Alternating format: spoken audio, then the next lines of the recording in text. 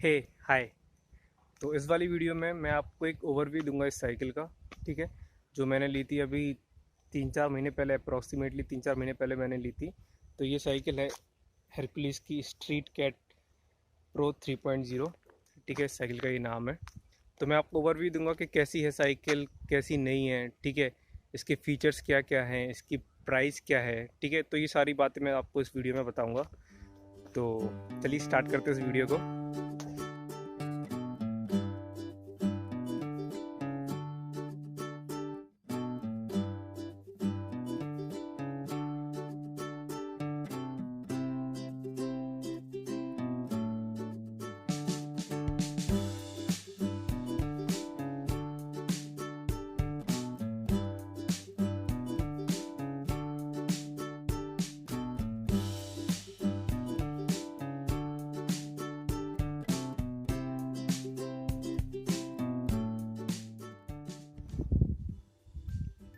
तो मैं आपको एक बार फीचर्स बता दे रहा इसमें क्या क्या फ़ीचर्स हैं, क्या नहीं है।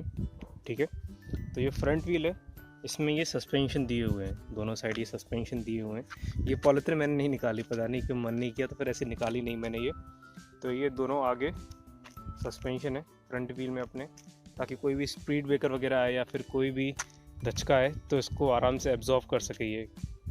जबकि ऐसा पीछे वाले टायर में ऐसा कुछ नहीं है, ये नॉर्मल दिया हुआ है सिर्फ। ठीक है, और क्या है इसमें, ये फ्रंट व्हील जो है और ये बैक व्हील जो है, इसमें दोनों साइड ये डिस्क ब्रेक दिए हुए हैं।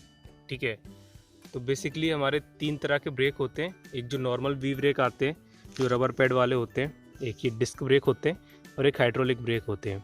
ठीक है, तो सही बताऊं तो ये डिस्क ब्रेक मेरे को सही लगते हैं एज़ कम्पेयर टू जो अपने जो वी ब्रेक होते हैं उनके कंपैरिजन में।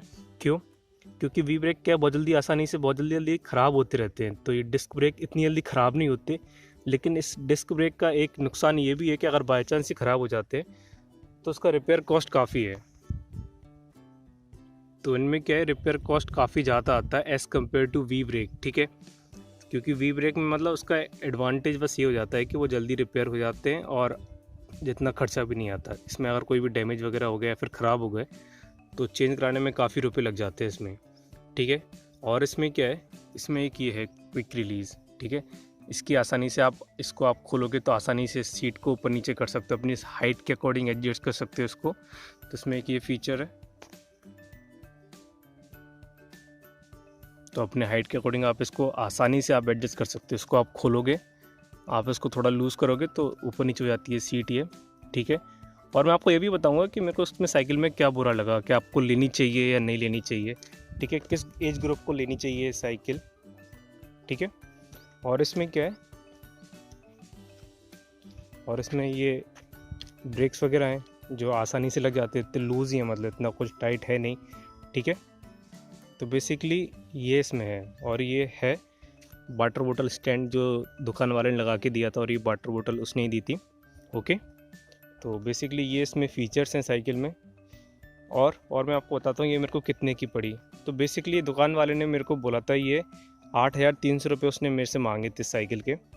ठीक है, 8,300 रुपये उसने साइकिल के मांगे थे, तो मैंने बार्गिन किया। मैं आपको एक सजेशन दूंगा कि अगर आप शॉप से ले रहे हो तो आप बार्गिन ज़रूर कर लो। अगर बार्गिन हो सकता है तो आप ज़रूर करना, क्योंकि इनमें काफ़ी मार्जिन रहता है इन साइकिल वगैरह में, तो आप आसानी से बार्गिन कर सकते हो। तो उसने मेरे से 8,300 रुपये मांगे थे, जबकि मैंने उसको दिए 7,500 रुपये दिए थे मैंने उसको, कि इतना तो कम कर ही देगा। तो फिर उसने मेरे को एट लास्ट 7,800 रुपये में दी है साइकिल मेरे को। ठीक है, जबकि यही सेम साइकिल मेरे फ्रेंड ने मतलब ली हुई है, तो उसको ये पड़ी 7,500। एग्जैक्ट सेम साइकिल, मतलब कुछ भी डिफरेंस नहीं कि थोड़ा बहुत अलग हो, थोड़ा बहुत डिफरेंस हो, ऐसा कुछ नहीं है, बिल्कुल सेम साइकिल है। तो उसको ये पड़ी 7,500 में। इसलिए मैं बोल रहा हूँ कि जब भी आप शॉप वगैरह से लो तो आप बार्गिन वगैरह ज़रूर करो, ताकि क्या आप अपने पैसे को बचा सको थोड़े बहुत। ओके, अगर आप ऑनलाइन परचेज़ करना चाहते हो तो अगर ऑनलाइन बाई चांस आपको जैसे सस्ती मिल रही तो आप उधर से भी ले सकते हो। बस ये है उसमें कि 400-500 रुपये तो वो साइकिल कसने के रुपये ले लेगा, मतलब जो दुकान वाला है, अगर वो आप कसवाते भी हो साइकिल तो 300-400-500 रुपये तो आप आराम से मान के चलो, इतने तो ले ही लेगा पूरी साइकिल बनाने के। ओके। और रही बात मेरे को क्या बुरा लगा इस साइकिल में, वैसे सब सही है, ठीक है। एक चीज़ जो मेरे को फील हुई, ये है ना हैंडल बार जो है स्मूथ नहीं है, थोड़ा रफ़ है, जिसकी वजह से देखो ये अभी 3-4 महीने में जंग आ गई, पता नहीं कैसे।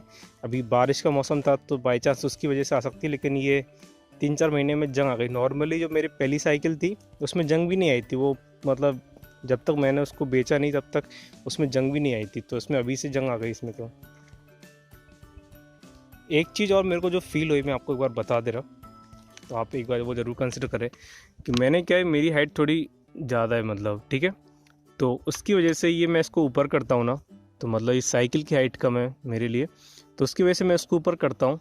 तो ये जैसे ही पाइप को मैंने फुल हाइट पे कर दिया, तो ये पाइप है ना इधर से, क्या पता आप देख पा रहे हो कि नहीं, लेकिन इधर से बैंड होने लगा है। तो ये खतरा रहता है कि कभी बाई चांस ये पाइप पूरा बैंड ना हो जाए। तो जहाँ तक कि मैं इस पाइप को चेंज करवाऊँगा, ये जो बड़ा वाला पाइप है ये इधर तक ही इसकी हाइट है सिर्फ, तो यहाँ तक मैं बड़ा वाला पाइप लगवाऊँगा इसमें, ताकि मैं अपने हाइट के अकॉर्डिंग एडजस्ट कर सकूँ।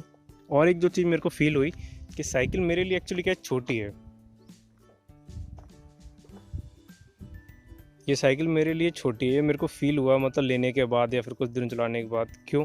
एक तो इसकी टायर की साइज़ कम है, ये इसके 26 के टायर हैं, ठीक है। तो आप अगर आपकी एज फॉर एग्ज़ाम्पल 20 साल से बड़े हो तो आप बड़ी साइकिल कंसिडर करना लेना, ये नहीं कि छोटी साइकिल 26 के टायर लो आप। तो आप बड़ी साइकिल लेने की कोशिश करना, ठीक है।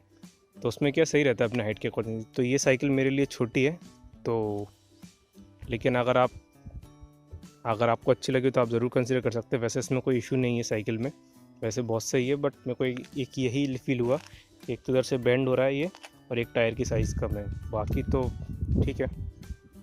ओके, तो चलिए फिर मिलते हैं नेक्स्ट वीडियो में। Have a great day, bye.